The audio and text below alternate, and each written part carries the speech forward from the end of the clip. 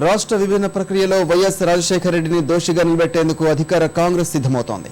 చీలికకు అప్పటి ముఖ్యమంత్రి వైఎస్ఏ ఆద్యుడని, ఆయన వల్లే రాష్ట్రం ముక్కలైందన్న విషయాన్ని ప్రజల్లోకి విస్తృతంగా తీసుకువెళ్లేందుకు సీమాంధ్ర కాంగ్రెస్ నేతలు నిర్ణయించారు. తెలంగాణ ఫోరం ఏర్పాటు చేయడం ద్వారా సద్దుమణిగిన తెలంగాణ ఉద్యమాన్ని తెరపైకి తెచ్చారని, తద్వారా వైకాపా దూకుడుకు అడ్డుకట్ట వేయాలని భావిస్తోంది.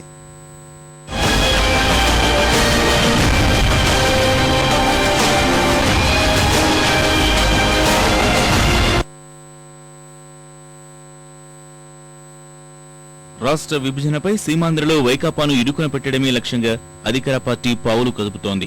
సద్దుమణిగిన తెలంగాణ ఉద్యమాన్ని 30 ఏళ్ల కిందట లేవనెత్తడమే రాష్ట్ర విభజనపై ఇప్పుడు కాంగ్రెస్ విధాన నిర్ణాయక మండలి నిర్ణయానికి కారణమంటున్నారు.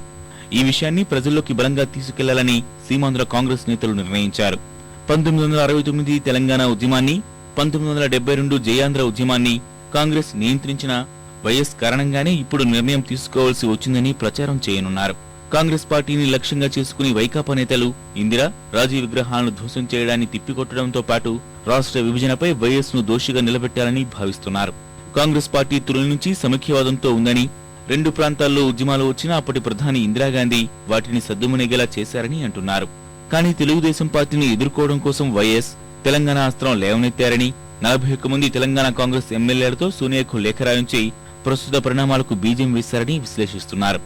వైఎస్ తీసుకున్న నిర్ణయం కారణంగా కాంగ్రెస్ కూడా తన వైఖరి మార్చుకోవాల్సిన పరిస్థితి ఏర్పడిందని ప్రజలకు చెప్పనున్నారు. 2004 ఎన్నికల సమయంలో తెరాసతో పొత్తు పెట్టుకున్నప్పుడు కూడా సిడబ్ల్యూసీ తీర్మానం మేరకు 2 ఎస్ఆర్సీకే ఒప్పుకున్న విషయాన్ని గుర్తు చేశారు. 2009 ఎన్నికలకు ముందు సీఎం హోదాలో వైఎస్ రాజశేఖర రెడ్డి శాసనసభలో తెలంగాణకు వ్యతిరేకం కాదని చెప్పారంటున్నారు. శనివారం ముఖ్యమంత్రి నివాసంలో పీసీసీ అధ్యక్షుడు బొత్స సహా సీమాంధ్ర ప్రాంత ఎమ్మెల్యేలు, ఎమ్మెల్సీలు సమావేశమైనప్పుడు కూడా నాడు వైఎస్ చేసిన ప్రసంగం నోటును అందరికీ ఇచ్చినట్లు తెలుస్తోంది. 2008లో తెలుగుదేశం పార్టీ కూడా తెలంగాణకు అనుకూలంగా నిర్ణయం తీసుకుని కేంద్రానికి లేఖ రాసిన అంశాన్ని ప్రజల్లోకి తీసుకెళ్లనున్నారు. ఒక పార్టీ తర్వాత మరో పార్టీ తెలంగాణకు అనుకూలంగా నిర్ణయం తీసుకునేందుకు ప్రధాన కారణం రాజశేఖర రెడ్డి అని ప్రజలకు చెప్పడం ద్వారా సీమాంధ్రలో వైకాపా దూకుడుకు అడ్డుకట్ట వేయాలని కాంగ్రెస్ భావిస్తోంది.